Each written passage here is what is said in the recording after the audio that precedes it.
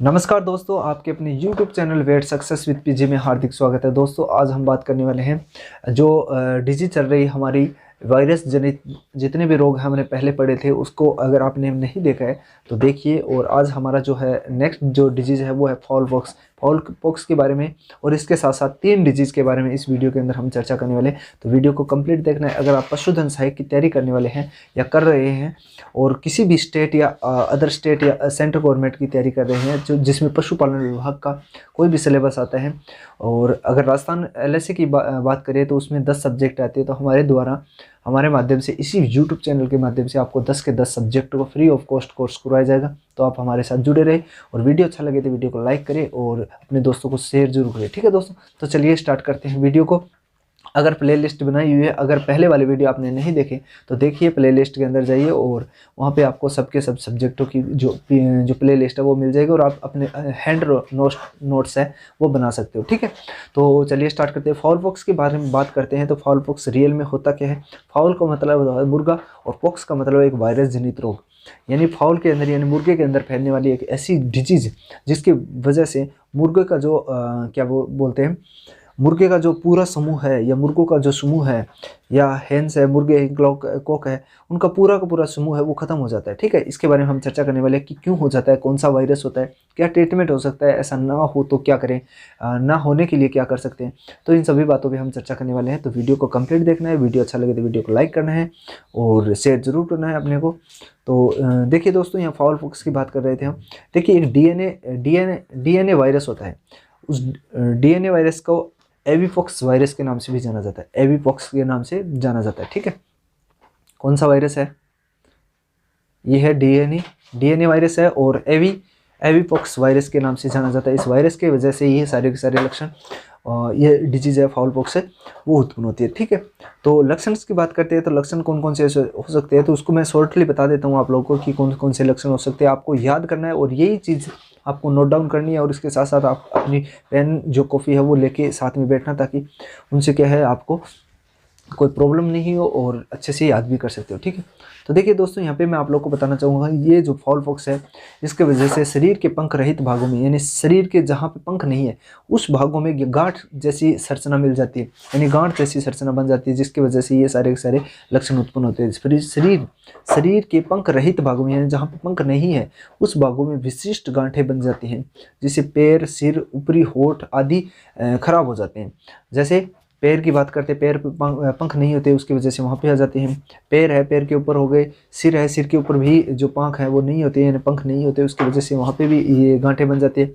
होठ है, होठ के ऊपर भी ऐसा कुछ नहीं होता, जिसकी वजह से वहाँ पे भी गांठें बन जाती है। ये जहाँ पे प्रभाव डालती है वहाँ पे पंख नहीं होता है। ठीक है, ये इंपॉर्टेंट बात होगी।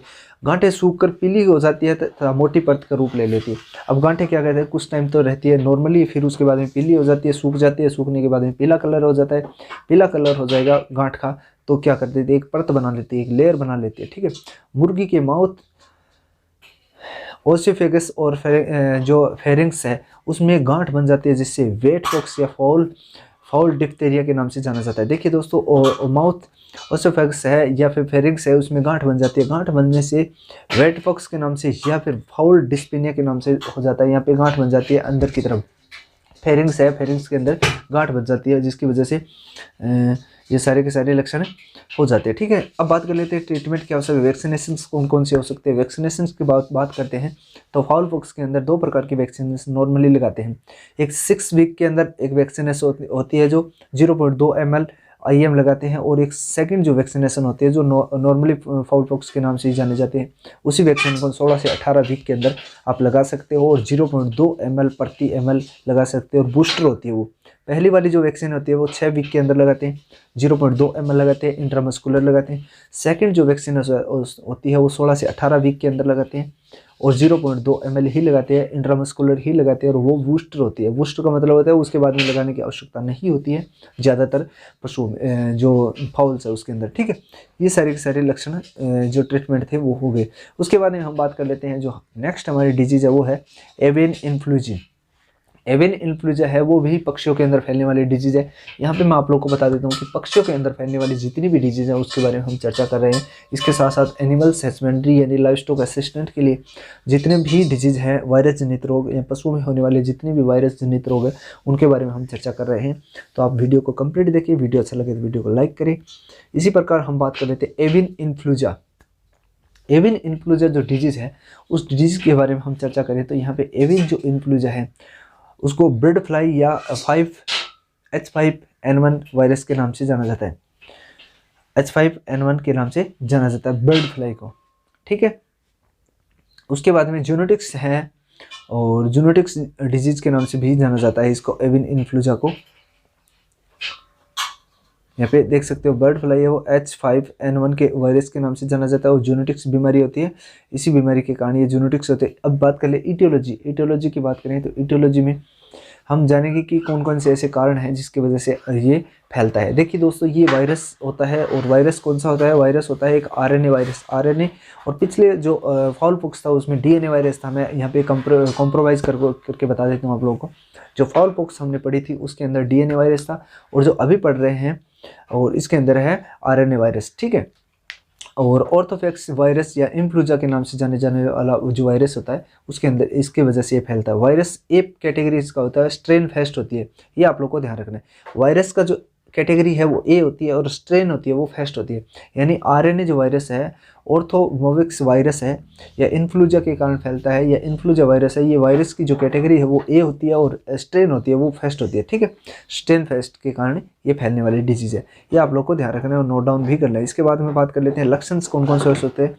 लक्षण की बात करते हैं दोस्तों, तो लक्षण हो सकते हैं कि ये भूख कम हो जाना, पशु के या कह सकते हैं बर्ड यानी पक्षियों के अंदर जो फैलता है उसमें भूख कम हो जाती है, तनाव अधिक हो जाता है। भूख कम होगी और तनाव अधिक होगा और छींक आना और नाक से स्त्राव होना, ये सारे के सारे लक्षण उसमें उत्पन्न हो जाए। खांसी आना, ये सारे के लक्षण जो है ये भी स्टार्ट हो जाते हैं। पशु के अंदर ये सांस लेने में तकलीफ होगी, सांस कम लिया जाएगा और तकलीफ स्टार्ट हो जाएगी। यानी जैसे ही यहाँ से क्लोज होगा, क्लोज होने के बाद में जो पशु या पक्षी है उनमें प्रॉब्लम आ जाएगी। खांसी व छींक लेने में या नाक से स्त्राव आना, ये सारे के सारे लक्षण उसमें उत्पन्न हो जाएंगे। उसके बाद में खांसी आना, ये भी लक्षण मैंने आप लोग को बता दिए, ये भी होता है। सांस लेने में तकलीफ होगी, ये तकलीफ यानी नॉर्मली जो सांस लेते हो वैसी कंडीशन नहीं होगी, ज़्यादा प्रॉब्लम आने लग जाती।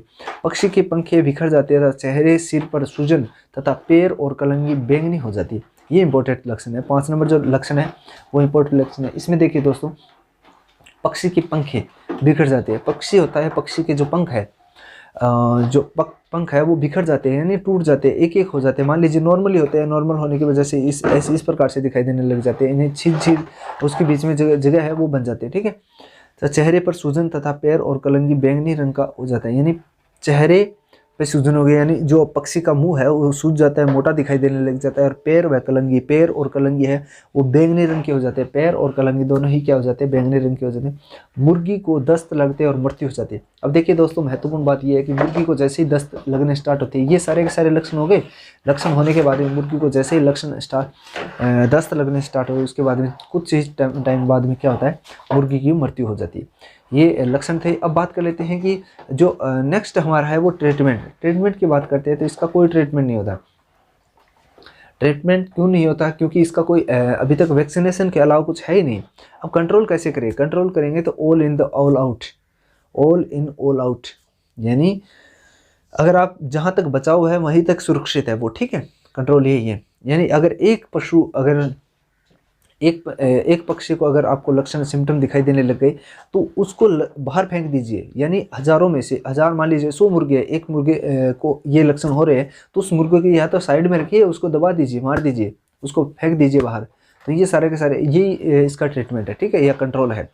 उसके बाद में एवियन इन्फ्लुएंजा या कॉम्प्लेक्स या ALC जो डिजीज़ है वो बहुत ही महत्वपूर्ण डिजीज़ है।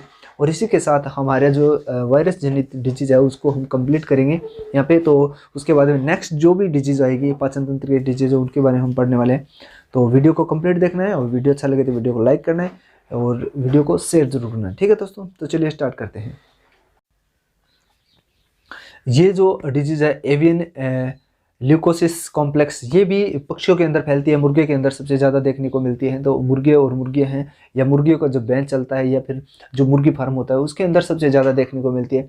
लिम्फोइड ल्यूकोस जो है उसकी वजह से फैलता है, और इसका जो नाम है वो लिम्फोइड ल्यूकोसिस के नाम से भी इसका अन्य नाम है। और आप लोगों को मैं बता देता हूँ कि लिम्फोइड ल्यूकोसिस है वो किस डिजीज़ को कहा जाता है, तो लेवेंस ल्यूकोसिस कॉम्प्लेक्स है, इसको ही लिम्फोइड ल्यूकोसिस के नाम से जाना जाता है। ये आप लोग को ध्यान रखना। उसके बाद है बिग लिवर डिजीज, यानी लीवर के अंदर फैलती है, इसकी वजह से बिग लिवर डिजीज के नाम से भी जाना जाता है।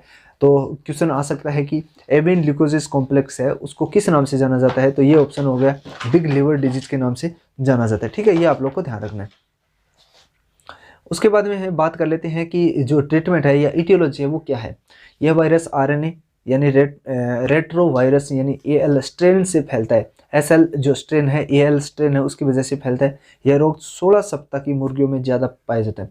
अब देखिए इंपॉर्टेंट बात है कि 16 17 या 17 या 16 सप्ताह की मुर्गियों के अंदर सबसे ज़्यादा पाया जाता है। तो कौन सा रोग होगा, यही रोग होगा। ठीक है, एएलपी रोग होगा।